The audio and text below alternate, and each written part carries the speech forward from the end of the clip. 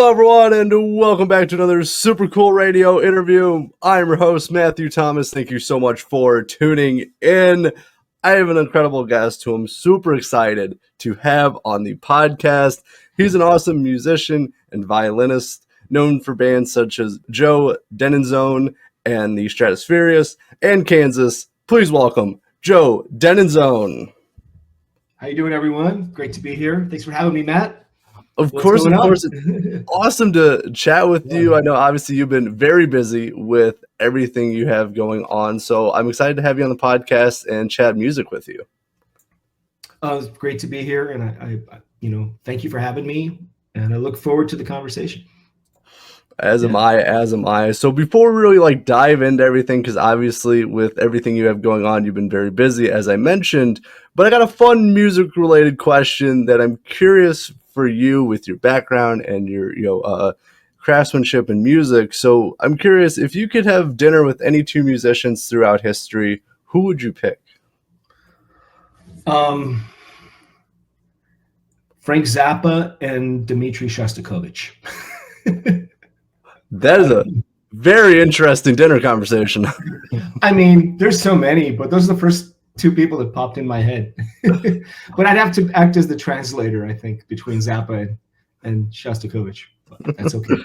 I think them just interacting would be something. Miles Davis is another one. I don't know. There's a lot. I'm just curious, obviously, with your background in music and stuff. I was just curious. Fun question I like to ask my guests to really kick off the interview. But now, kind of focusing on you and your career. So, obviously, listening to your music, you have such a mind for music. You're an incredible musician. So I'm curious, what inspired you to pursue music? My parents, I come from a musical family, and my parents are both classical musicians. So there was always music in the house. My father was a violinist in the renowned Cleveland Orchestra for 44 years. My mother's a concert pianist, and they both run a music school out of their house. So music was in the blood, and it was in the family, I kind of, when we moved to the States from Russia, I kind of went my own way because I fell in love with, pop culture and rock and roll, and kind of rebelled against my parents' classical upbringing. So I knew I wanted to be a musician, but I kind of wanted to go my own way. I saw the negative side of my dad's profession in an orchestra, and there's things I didn't want to be a part of, although I love a lot of the music that they were playing. So I kind of figured out what I really enjoy and kind of went full force. Oh, for sure. It definitely obviously comes through in the music as well. So I'm kind of curious. So with that, with pursuing music, what was the best advice your parents gave you? I think they taught me a really good work ethic. Just take everything you do seriously, work hard at it, stay focused, and, treat people with respect, treat people the way you want to be treated, and they always, even though I went a different direction, they always supported what I do. They were my biggest cheerleaders. And it's important to have that support system, especially if you're going into a career that's so challenging and uncertain and unsteady. Oh, yeah. Having that support system is incredibly important. I know for me, when I decided to kind of, go in a different direction than I originally planned on, my parents are very supportive of everything. But for stuff, arts and stuff like that, where it is uncertain and it's very kind of subjective as well, and some people obviously more success than others, and it's not always equal, that it's always important to have a support system to kind of motivate you to stay focused and keep pursuing. Absolutely, no doubt. Kind of going along with that, and then we will be diving into the Stratospheerius, but I'm curious for you as well. So with that, did you ever see yourself just pursuing other things that wasn't music, or was it always kind of music was always kind of the goal and career path? I think there was a brief moment in my life, maybe when I was 12, 13, I got obsessed with Stephen King and horror movies and horror novels. And I imagined that I wanted to be a writer. I wrote some books. They weren't that great. I briefly flirted with that idea, and I still enjoy writing. Maybe someday I'll get into that. I did publish a book about electric violin, an instructional book. But music was always something I came back to, and it was always something I couldn't kind of live without, So I think most of my life, I knew what I wanted to do. You know, it shows through your music that you're passionate about it, and it looks like I've seen like photos and videos of it, and you always look like you're having fun. And I think that is such an important part of music. Because I am, and, you know, I always, if you look at, I don't know, I think of Eddie Van Halen. The first time I ever saw Eddie Van Halen in the Jump video, he just looks like he's in bliss. He's just having fun, and it's infectious. And he's a virtuoso. So I try to bring that kind of energy when I perform, because it's sincere. I'm not acting. I'm genuinely grateful to be on stage and having the time of my life, you know. Oh, for sure. And definitely, as I said, comes across in what I've seen, and just your music in general as well. So be kind of curious. So I did, obviously, as I said, I do want to jump into the Joe Deninzon and the Stratospheerius. So obviously, I know this was released last year, but like the album Imposter, which I very much enjoy, because it's like a trip, man. It's a journey. It's fun. Thank you. I really like it. So I'm kind of curious. So like for that like album and just the band in general, what is your writing and recording process like? That was kind of stitched together over 6 years, because we were simultaneously editing a 2-hour live concert DVD and album that was taking up a lot of our time. And COVID happened, and I joined Kansas, and just life, you know. So that was a slow burn, that album. But we kept writing. We didn't track it we tracked 4 songs live in the studio together. Everything else was done in our individual studios and with all the guest artists in their studios, people sharing tracks, which is how a lot of stuff is done these days. And I would present the main idea of the song. We'd rehearse it. I'd send the template, and Jason Gianni, who's the drummer and co-writer on a lot of the songs, would add a section or change an idea. And we go back and forth. And then once the foundation was created, we would layer on top of it little by little. Some of the songs had like Chasing the Dragon had about 200 tracks on it. And that's the epic that ends the album. And that took a long time. That was like a year's worth of work, just putting that song together. So it was very meticulous, detailed work. Music is complicated. It's not like a 3-chord rock song. So it takes what it takes, but the results are, as long as you're happy with the results, because you got to live with that for forever, it's worth the time you put into it. A 200-layer track. I couldn't imagine just looking at that, because I'm sure that all you see is track after track after track on it. I tend to go over the top. I'm a maximalist, Yeah, not all the songs are that crazy, but that one was like totally, over the top. Everything, including the kitchen sink, was thrown into that song. It was really cool just for the sound. And again, the whole album just has a very unique sound to it. Again, for something like, I don't know exactly what to call it for the listeners and watchers here, but it's very unique, and it's something I don't normally listen to. But like once you start listening to the album, it kind of just pulls you in, which I don't know how to describe that very well, but I really like it. I'm so glad you say that, because that's always been my goal. As a fan of music growing up, some of my favorite records did that. They took you on a journey. They pulled you in. You want to listen to the record in its entirety, in the order of the songs that the artist planned. It's like watching a movie. It's an immersive experience. And I think that's a little bit lost in this day and age with streaming, because, like watching how my kids observing how my kids consume music. They're like, well, I'll play this song, and then I'll play this song, and then I'll make a playlist. And that's all great. But then you miss that immersive experience that great classic albums gave you. And I try to preserve that. I feel very deeply about it. But I think it's kind of lost in some aspects, where there are some albums where it feels kind of choppy, where it doesn't flow. So that's why I always appreciate if there's an album that flows one from the next, it's appreciated, because I'm an album person. I love listening to albums. I got a huge CD collection, starting to collect some vinyl. Like I love listening to albums from start to finish. I think people don't realize that artists put a lot of thought into the sequencing of songs, what comes after the other, what key is the next song in, what's the tempo, what's the vibe, how does it flow out of the previous song, does it tell a story, does it push the story forward? And we even think about how many seconds or milliseconds should be in between the songs, like should they segue, should there be a long pause, all those details. And that kind of contributes to the listener's experience. So I would encourage people to listen to albums, because there's a reason albums are made, and there's a lot of thought that goes into every detail of it, you know. Oh, for sure. And I definitely, as I said, I'm a huge album person. That way I know like the kind of, Spotify model of just releasing singles, which, is beneficial. I'm not knocking that, but just there's something that it's hard to beat a fantastic album that just flows, that you enjoy. It's hard to beat that. It's an amazing feeling. Totally.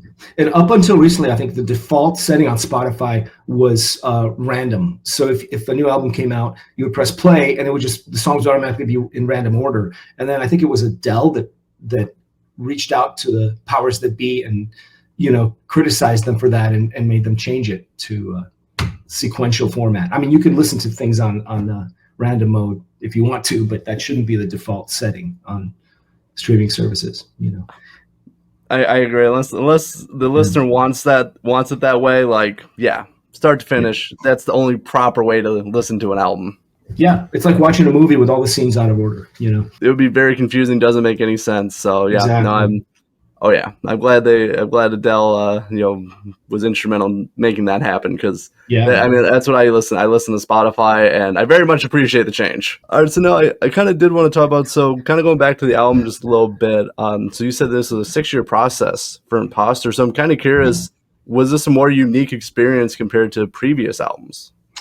Well, on the previous album we did, Guilty of Innocence, we also did it this way. Like I think I had 4 songs ready to go, and we recorded those 4 and mixed those 4 and released them slowly as singles over a period of like a year or 2. And that bought us some time to write new music and record it. It was also a more affordable way to do it, rather than having to pay for all the mixing and mastering at one time. And it also allowed us to stay in people's heads by releasing singles and videos and kind of reminding people that we exist. So it on multiple levels, it was a good way to go about it, I thought, and a lot of people now release singles, and they'll tease the album for as much as a year until it actually comes out. Obviously, as we were talking about streaming, that it has kind of changed, like what, how people release music and stuff. And with that, which is cool that, you can tease an album to give people like, here's a taste of what to come, or release a few singles. That's widely, available on streaming services and stuff. So it's a very, obviously with technology, a better, maybe not a better, but a more accessible way to do things. Also, kind of going along with that, I did want to talk about the live performance side with everything with obviously Joe Deninzon The Stratospheerius and Kansas. But I'm curious for you, before we dive into that, do you prepare, like mentally, physically prepare differently to perform live compared to recording and writing music? Oh, absolutely. It's a very different brain. I'm primarily a performer. I love being in front of an audience. That's maybe part of the reason I didn't go into classical music or even jazz, because even though the music was great, that performance aspect was missing. I like to get up and kind of, strut around the stage and get in people's faces. That's just always satisfied a certain part of me. So also, when you're performing, especially, in progressive rock, you're kind of consolidating a lot of different parts that you recorded, coming up with, sometimes I layer a lot of parts in the studio, and live I have to consolidate and figure out what's the most important part in each section. Can I trigger a loop while I'm playing this to kind of fill in the other part I recorded? So you're studying the arrangement for the purposes of performing the song. And you're also coordinating singing and playing at the same time, which I love to do, which is tricky as a violinist. In the studio, I can really micro focus on each part, each vocal part I'm doing, each violin part, each sound I'm programming. So it's a lot more meticulous, detailed work. And then in performing, it's rawer, there's more improvisation involved, in soloing and stuff like that. So, and you're also considering the audience. Oh yeah, they're definitely a big factor in, obviously live performance. It's, it's why they're there. They want to have entertainment, listen to some great music. But what I really like about, like, with you and like between the photos and videos, as I kind of mentioned earlier, you look like, when you're playing the violin, you just look like you're shredding on it, you're having fun. And it just looks like, like how some guitar players, like, you just have that same kind of vibe and aura when you're playing the violin live. Well, some of my biggest heroes have been guitar players, and I play the guitar. I'm not I'm no Eddie Van Halen or Nuno Bettencourt or Steve Vai, but I can play. I play rhythm guitar in Kansas, and I was always inspired by guitar heroes like the guys I mentioned. I love shredding, and I tried to translate that sound to the violin. I would joke that I'm a guitarist trapped in a violinist's body, the guitar hero versus violin hero kind of thing. And it always just feels like a new toy to me every time I pick up the instrument. I get that same joy, like a little kid with a new toy. So I've been doing this for 25 years, and it still feels that way every time I pick up the instrument. So that's a good thing, Oh yeah, yeah. If you didn't have that feeling, then that's a problem. And I love doing, confusing people, doing guitaristic things on the violin, playing with distortion, imitating feedback, playing with wah pedals, playing with all the effects that guitar players play. I think I do it more so in Stratospheerius because it's my band. In Kansas, I do a little bit of it, but there's a tradition to that sound that I don't want to tarnish. So I try to really tread the fine line and honor all the parts that Robbie and David recorded. Yeah, I think people kind of see the violin in a very traditional role, but the violin can do anything. It could be a rhythm instrument. It can function as another keyboard or as another guitar. It's the definitions of instruments now are blurred across the board, and that's okay. I think I'm very against the traditionalists who say it has to have 4 strings, it has to sound like this, it can only play pretty melodic parts, and then it needs to shut up. No, it's what I want it to be. You know what I mean? That's kind of just music in general too. Like there are like no rules when it comes to things like that, and it can sound the way that you want it to make it sound, not because it's what other, like what someone else says, oh, it's got to sound like this. No, it's music. It should sound the way you want it to sound. Yeah, but to that point, my instrument that I play, the Viper, has 7 strings. So it has the range of a violin, viola, and even lower than a cello. And it could get lower and heavier sounds than an electric guitar. So it's very versatile. You could do a lot with it. Oh, for sure, definitely. It did also kind of want to touch on. So obviously, as you mentioned, as I mentioned in my intro, as you mentioned, so you're a member of Kansas. So I'm kind of curious. So how did that come about? Well, I think for many years, my band Stratospheerius, we were playing all over the place, at, clubs, festivals, and where I live in North Jersey, there's a bit of a progressive rock scene. There's festivals like Prague Stock. There's a fan base northeast of the country, in Philly, that whole corridor. So we play around a lot, and I got to know Tom Brislin, who's the keyboard player and musical director of Kansas. He had his original band, and we would see each other perform at clubs and festivals, and we would hang out at Cruise to the Edge. And, he kind of got to know me. So when he joined Kansas in 2018, and then a few years later, David Ragsdale had some issues that prevented him from touring. Tom thought to recommend me because I was kind of very active as a violinist in the progressive rock community. It was never a calculated plan for me to join that band. I just did my thing for many years, just doing what I love and getting to know all those fans and other musicians. And just through networking and playing, it just naturally progressed. And in February 2023, I got the call, and it was kind of up and down for a few months. I was learning the music. I wasn't sure if I would be playing it and touring with them. And then in May of 23, they officially offered me the gig. And it's been an incredible ride. I'm very grateful. Oh, definitely. Again, congratulations on that amazing opportunity to be a member of Kansas. So kind of with that, so with studying the music, what was the most challenging Kansas song you had to learn? Oh, there's quite a few. And it was the first thing I did was the 50th anniversary tour. It was almost a 2.5 hour show with no break, playing violin and guitar, sometimes going back and forth on one song. So I had both instruments strapped on me and singing backup vocals. And there was no written parts, so I had to transcribe everything and memorize everything. And I think some of the harder songs, because Kansas is known for their famous songs like Carry On Wayward Son, Dust in the Wind, Point of No Return. But if you dig deeper, they're a progressive rock band with 10-minute epic songs that are classically influenced with fugues and different time signatures and sections. It's very, very intense, busy music. So songs like Song for America, The Pinnacle, Glimpse of Home were a few that required a lot of practicing and, very intricate. Miracles Out of Nowhere. They work you. It's not for the faint of heart.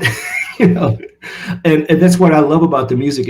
I never get bored because it's always challenging and rewarding to play. It's so well written, Yeah. Oh yeah, I don't think people when they listen to like the casual listener know, like, obviously Carry On Wayward Son, they know that, but like what as you were saying, once you dive into their catalog though, like some of the stuff they've come up with, truly incredible, but also to try to recreate that live with how progressive, like obviously it's a lot of fun, but also a lot to do at certain times as well. But it's so cool. Kicks your ass for sure. Exactly. But it is so cool. So kind of going through, like, so obviously a 2.5 hour set with this, I mean, with the complicated as kind of Kansas can be, like what was kind of the process for like learning those songs? Well, I'm a big transcriber. I like to write things down. So I had isolated tracks, live tracks from David Ragsdale, to see how he played the songs, what he sang, what parts were on guitar, what parts were on violin. So I would write all that down, memorize it. I had it in a Dropbox folder in my phone. And the funny thing is, around that time, my family had planned a trip to Orlando. We were going to Disney and Universal. So I'd be standing in line I didn't have a lot of practice time. So I'd be standing in line for the rides, staring at my phone, memorizing Kansas songs, So I always associate certain Kansas songs with certain rides at Disney. It's very funny, So then finally, in April, I started really heavily practicing and committing everything to muscle memory. And it took a period of about 2 months of kind of living in that music, listening to it nonstop, reviewing it nonstop, drilling it until it was second nature, Well, there's a very unique way to learn some music, and and a very, I would say, good use of time waiting in line. So I like to kind of squeeze every second out every day and always be doing something. Maybe it's a problem I got to work on. It's a little obsessive sometimes, but no, when I have a goal, I'm when I have a goal, I'm full force with it, That is awesome. All right. So but I did kind of going along with that before we started closing out this interview. So I'm curious for you. This might be a little bit of a challenging question, but I am very curious, as I said. So for you, what is your favorite Stratospheerius song to perform live and favorite Kansas song to perform live? Well, I'll start with the Kansas song. Hands down, it's Song for America, because it's epic. It's got a beautiful arc to it. It's a 10-minute song. It's got 4 violin solos, which, I'm a little biased. And the fact that, we play for a lot of audiences that know the hits, like we were touring with 38 Special, and I think some of those guys were 38 Special. A lot of them were fans of 38 that just came to see Kansas because we were on the bill. And they get drawn in by the commercial songs, and then they listen to Song for America and they go nuts because they react to it on a visceral level, even though it's kind of a nerdy progressive rock tune. For Stratospheerius, I would say maybe Imposter is really fun to play, the title track off the new album. It's another kind of long song with a lot of different parts to it, a lot of fun solos to play and vocal parts, and but there's a lot of songs I enjoy with that band too. Oh, for sure. I bet it's funny you said pod. That's actually my favorite song by you guys. So thank you. Yeah, I just like the flow of that song. It drew me in, and I was like, damn, it sounds really good. Well, thanks. That was, I think, the first song we mixed from the album. The very first song we mixed and released. It was mixed by our friend Rich Mauser, who is one of my favorite engineers on the planet, and has mixed stuff for Spock's Beard and Dream Theater and Tears for Fears, and long list of bands that I love. Stratospheerius doesn't perform that much because of my touring schedule with Kansas, but we have 2 shows coming up. October 5th at Kennett Flash in Kennett Square, Pennsylvania, with the T Club, which is fronted by Dan McGowan, bass player from Kansas. So that's October 5th at Kennett Flash. And November 5th, we're playing at Daryl's house Club in Pawling, New York. And that's a famous club owned by Daryl Hall from Hall & Oates. I didn't know that. It's a really cool venue. Oh, definitely. Definitely. So October 5th and November 5th. And you can go on our website, which is stratosband.com, STRATOS band.com. Well, very good. I will leave that link in the description as well. If anyone wants to come out to a show, please support this incredible band. But now, as we're starting to close out this interview, so I'm curious for you and the Stratospheerius. So what's like the rest of this year and early 2026 looking like for the band? Well, Stratospheerius, we're just kind of laying low and playing occasional shows because, Kansas is really a full-time job, But I'm always writing. We have a new song we're working on. I'm writing for Kansas, for Stratospheerius, for other projects I'm involved in. And we'll see where it goes, I don't know when we're going to release a new album. It could be a while because it takes time, between everything. But I want to keep Stratospheerius going because it's something I enjoy, Even if we do a handful of shows a year, we'll make it a special occasion, And we enjoy working with each other and making music together. And Kansas plans to keep touring indefinitely, so we'll see what happens with that. I'm enjoying it while it's going, and hopefully it keeps going. So. Oh, for sure. I hope everything goes well with the Stratospheerius in Kansas as well. You're gonna be very busy, but I think you enjoy that, so I'm glad. I'm very happy for you. Thank you so much, Matthew. Thanks for having me on the show. Of course, as I said, I'll leave some links in the description of this podcast. Please check out Joe Deninzon and the Stratospheerius as well. Links will be in the description. But Joe, thank you so much for your time. It was incredible to chat with you. Likewise. Thank you so much. Of course, for Joe Deninzon, I'm your host, Matthew Thomas. Thank you so much for watching this episode of Super Cool Radio. And remember, stay frosty. Stay frosty.